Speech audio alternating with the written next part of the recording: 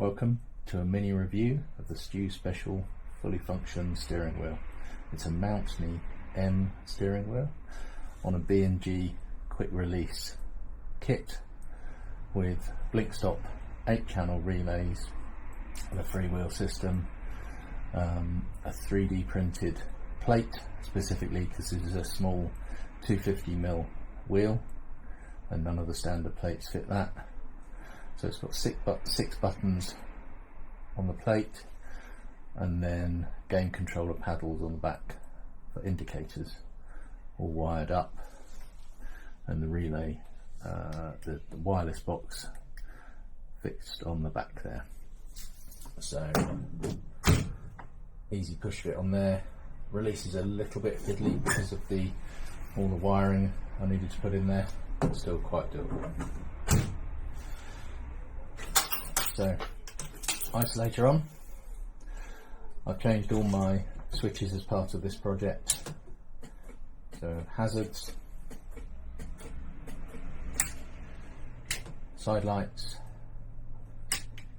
dipped headlights, fog light works, but only when the lights are on, as it should. And I've fitted a couple of little interior lights just to make life easier in the dark.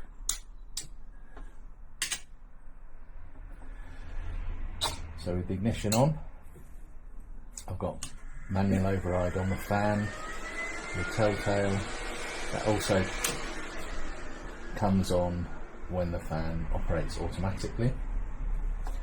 So then on the steering wheel, I've got horn on the button and on the centre push. This is a little, again, 3D printed epoxied centre push button that I made.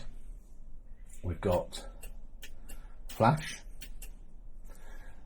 side lights on, still flash, full beam on, dipped headlights on, and it latches for full beam.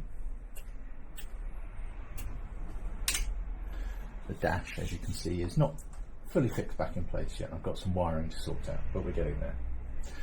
So then we've got fog light on here, and the long press gives the flashing rain light. Thought it could be useful if it stopped in a queue in the fog on a motorway or something like that, but a bit of fun. Then we've got wash and slow wipe here.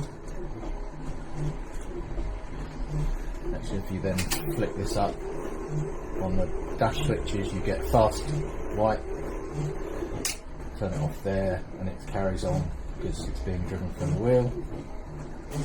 Short press, wipers park properly, took me a while to get that sorted. Long press gives intermittent, currently set for 1 second on, 4 seconds off.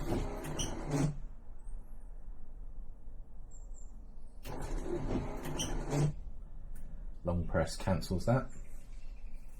Also need to get my wipers sorted out because they more smear than wipe at the moment, but anyway, that's another story. Then indicators,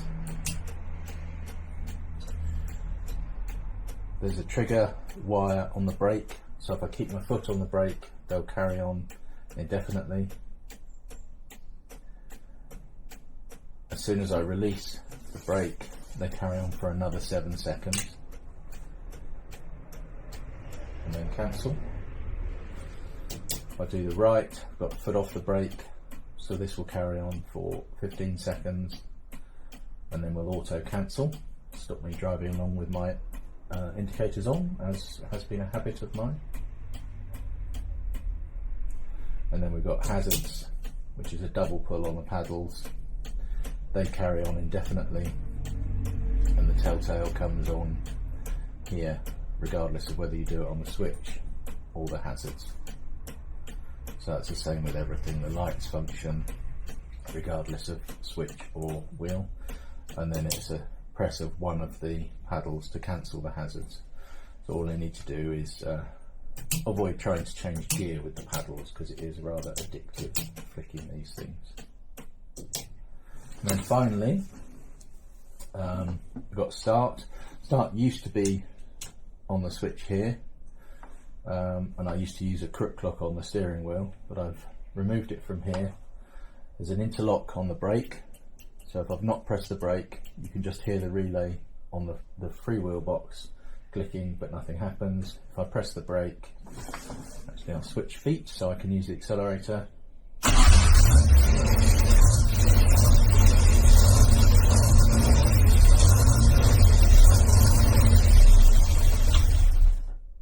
There we go. So it's all the functions. I think I've used just about every function I could on the freewheel system. Seems a very good system. And that's the end of my little review.